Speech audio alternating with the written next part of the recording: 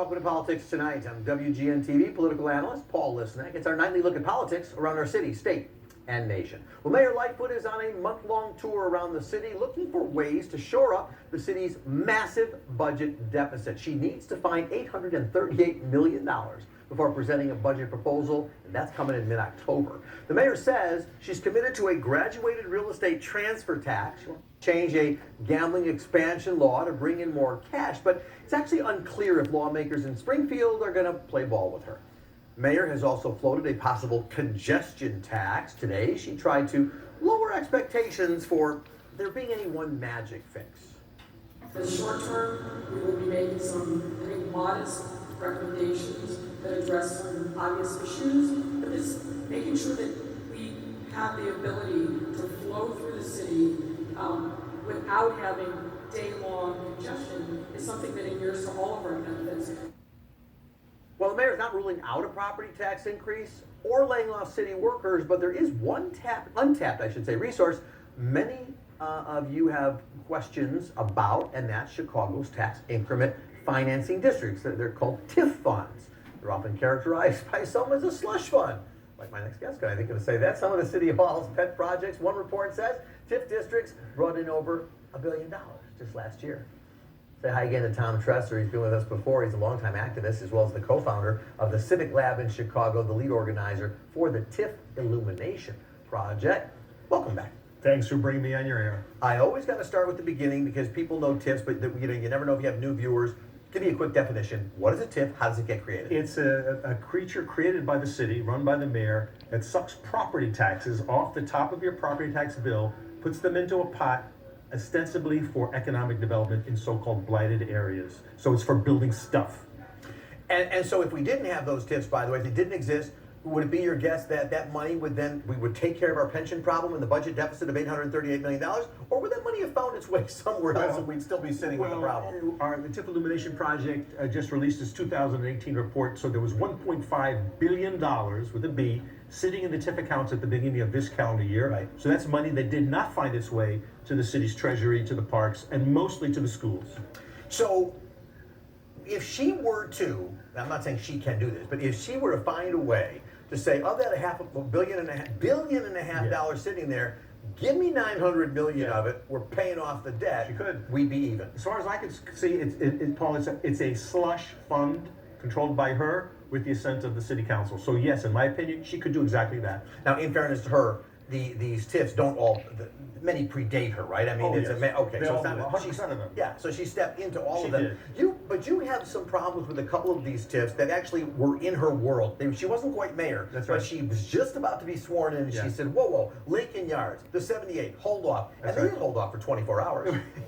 Oh, I'll take that. I'll take it a pause as this engine races down the tracks to obliterate us. These two TIFs that you're speaking of are $2.4 billion in sum, which includes $800 million in financing fees. Did we pay off Wall Street already enough? They're going to take almost $1 billion of our dollars out of those two deals. I call it racist, and I call it an act of economic warfare on Chicago's poor and black communities. There is a history, because some would say, well, the mayor can't do that without the city council stepping in. But if we look back to the days of Mayor Rahm Emanuel, the truth is he did get some TIFs wiped out. What did he do to sort of say, we're not going to pay that TIF out? Well, they only started it in 2008 by ending the most egregious TIF of all, the one down on State Street, down in the Central Loop, which took in almost $1 billion. Now remember, TIF money must stay where it's collected. So this is That's why the problem. That's what it's for. It's got to go to what it's designated for. Right, but I say that's anti-progressive. That keeps the money locked in. That $1 billion that was collected from the loop cannot find its way to Lawndale or to other areas of the city, and so it is with the TIF program universally. So yes, when a TIF is egregious, and that was very embarrassing to the mayor, Mayor Daley shut that down, and other TIFs are underperforming, and Mayor Emanuel shut down a few of those, and just last year, we're gonna lose 5. So by the end of last year, 5 were stricken, but 2 more came on. So. But isn't it also true that Mayor Emanuel, when he was dealing with with the teacher strike issues and teacher union issues, that's where he got some of the money from? Well, that's why I say it's a slush fund. You know, he reached into the piggy bank, he took, I think it was about 80 million, as I recall, and put it on the table to sweeten the deal to avoid a second teacher strike. But he's done that many times. He showed up at the Walter Payton Academy before the last election and announced there would be a new addition, surprising the alderman at the time. So he uses it as it was put to me many years ago by a professional politician of great repute who said it's spackle. It's applied where needed. You make it sound as though the mayor says this is where I want a TIF fund and therefore it happens. But does the city council not have to speak to it? Well, name me one vote that the city council ever overrode the mayor in the history of the universe. So it is totally driven by the fifth floor.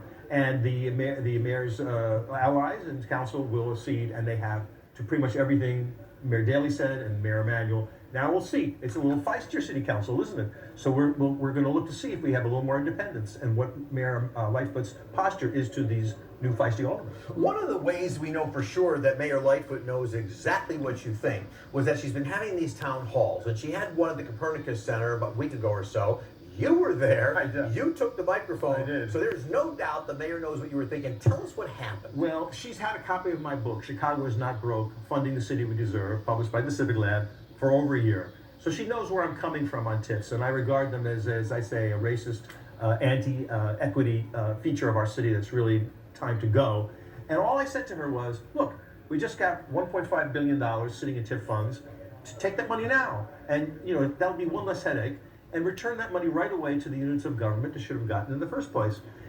Huge round of applause, by the way. What did she say? She said, Tom, we're looking into it. It's a serious issue. At best, we'll have more transparency.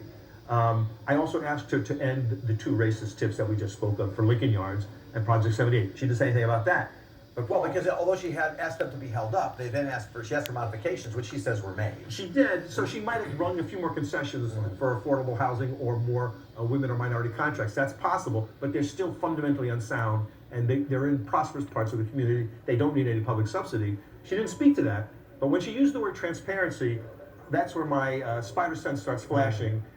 Transparency in this town is like watching old security footage of a robbery that was already gone. So you see that money was lost, guys had his hands up, the crime is gone. Great, you can see the footage. And you're saying nothing we can do about it now. I want to take you back to where this interview began, actually, because you said the purpose of the TIP, because sort of good purpose, which is help the blighted areas and neighborhoods in need. Well, that would suggest maybe like the downtown area doesn't have a lot of TIPs. How does downtown do when it comes to TIPs? That's where the most TIPs, that's where the most flush and richest TIPs are, all in the loop. The South Street, the South Loop, West Loop, flush with tips. Over $600 million is sitting in those tips, just for those few tips right now, and that money cannot find its way into the parts of the city that need it most. That's why I call. Would you be okay with this if these tips were in these areas you're talking about? No, you can't. That's where people are always mistaken. If you put a tip on a poor community and you're relying on it to generate wealth, it's poor. It's not producing property tax increment, so it'll always sort of chug along at a very poor state. No, blow them up, and let's have a breathtaking plan for revitalization of this city, which I hope this mayor is going to come up with. That doesn't have anything to do with tips. It just says, here's where the need is. Yeah. Let's invest. Let's go ahead. For people who do live in the city and find this topic fascinating or want to know more about it or want to sort of take a role, you've got to be. That's why I wanted you here tonight, because you've got a session coming up tomorrow night. Tell folks. We'll put a full screen up and tell folks all about it. Thank you about that. Yes, the Wicker Park Committee is bringing us to their community, the Den Theater, Tuesday the 10th at 7 o'clock. This will be our 77th public meeting on TIFs. It's amazing. Believe me, people come out to talk about this because it's their taxes. They want to know where this money is going, and they're very angry. So do they come and ask questions and you answer them, or is it open forum? What It's happens a little there? bit of both. I will give a little presentation. What is a TIF? Why should you care? It's kind of strangely entertaining. Then we talk about the TIFs of the 1st, 2nd, and 32nd Ward. We drill down. Brother, we're gonna make news tomorrow night. So details will be revealed that have been unknown. And then public policy insults that these things present, and then it's a free-for-all. And it's fascinating stuff. Well, it sounds like the beginning of maybe a sitcom special. I don't know, but we'll see you tomorrow night at the Den Theater starting at 7 o'clock, which, by the way, great space. Yes, it is. I have to say, Tom Tresser, longtime activist and making a difference on tips. Thank you, sir. Thanks for Appreciate listening. you spreading the word. Thank you. We'll be back in a moment, and when we come back, we're going to